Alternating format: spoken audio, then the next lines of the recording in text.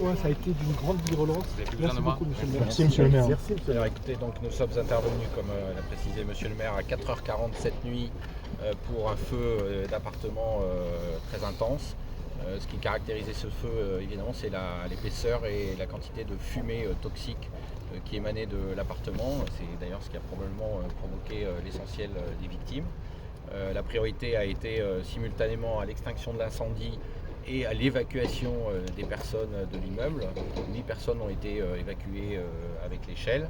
Et puis ensuite, les marins-pompiers se sont concentrés avec les médecins sur l'évacuation vers les hôpitaux des victimes. Le feu a été éteint à peu près une petite heure après le début de l'incendie, donc relativement rapidement.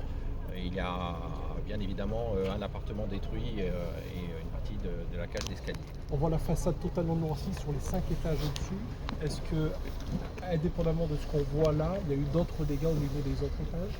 Il n'y a pas eu énormément de dégâts. En revanche, comme vous le mentionnez, il y a eu énormément de fumée, beaucoup de fumée dans les cages d'escalier. Et donc, les personnes qui ont cherché à évacuer par les escaliers ont été victimes de ces fumées. Est-ce qu'on a une idée de l'origine du départ du feu, où c'est parti et quelle est l'origine éventuellement?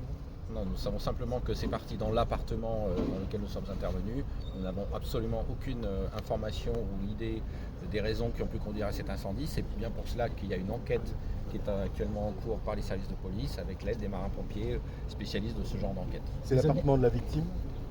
C'est l'appartement de la victime Je ne peux pas vous donner cette information. Nous n'avons pas encore exactement l'origine je dirais, géographique des victimes, pour une raison assez simple, c'est que la priorité était à l'évacuation. Donc on ne sait pas si les victimes en urgence absolue sont de la même famille? Nous n'avons pas cette information. Savez-vous combien de personnes vivaient dans l'appartement qui a pris feu? Nous n'avons pas non plus cette information, ce serait vraiment des informations qui doivent être obtenues et qui seront obtenues par l'enquête de police. Et les fumées toxiques venaient de quelle combustion?